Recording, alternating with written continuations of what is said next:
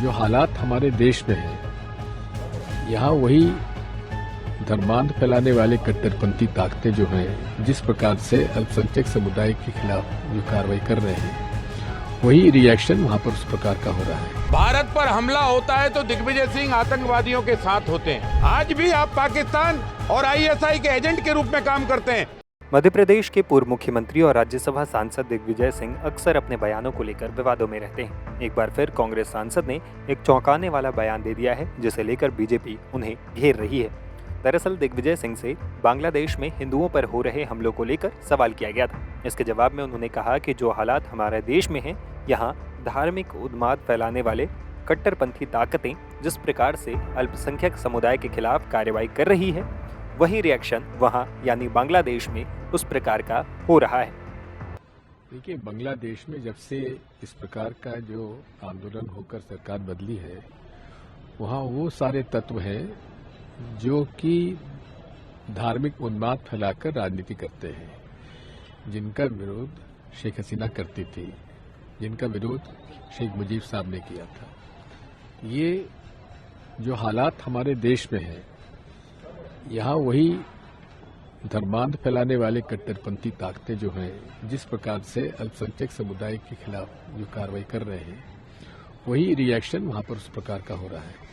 हम बांग्लादेश में जो हमारे हिंदू भाइयों के साथ हो रहा है, ईसाइयों के साथ हो रहा है, उसकी घोर निंदा करते हैं और वहाँ के राष्ट्र जो हमारे वहाँ के प्रमुख हैं, देश प्रमुख हैं मोहम्मद यूनुस साहब, जो कि अपने आप में एक बड़े अर्थशास्त्री हैं, उनको तो इस मामले में सख्त कार्रवाई करना। दिग्विजय सिंह के इस बयान को लेकर अब बीजेपी कांग्रेस पर निशाना साध रही है। दिग्विजय सिंह के बयान पर तीखी प्रतिक्रिया देते हुए बीजेपी ने क्या कहा, देखिए दिग्विजय सिंह का जो पागलपंथ है, वो इस बात का प्रतीक है कि जब भी भारत पर हमला होता है तो दिग्विजय सिंह आतंकवादियों के साथ होते हैं। जब भी हिंदुओं पर अगर बांग्लादेश में अभी हमला हो तो दिग्विजय सिंह को हिंदुस्तान की घटनाएं याद आती हैं। मैं दिग्विजय सिंह जी से पूछना चाहता हूं कि हिंदुस्तान में मुसलमानों के ऊपर कौन सा हमला हुआ, हिंदुस्तान में मुसलमानों के ऊपर कौन सी आगजनी हुई?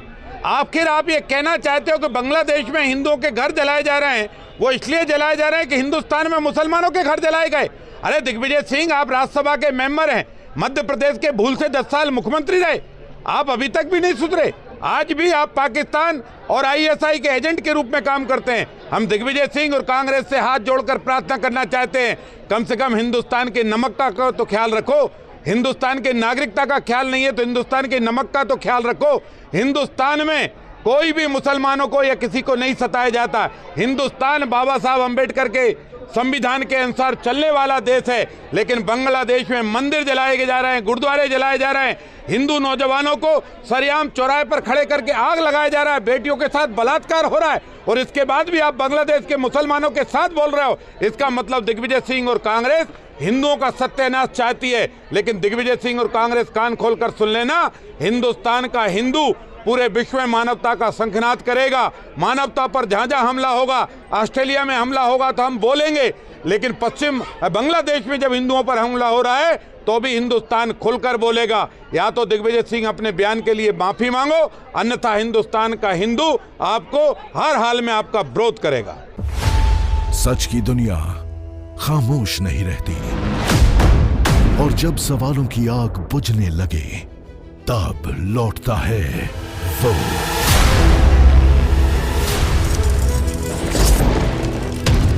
और गूंजती है जनहित की आवाज।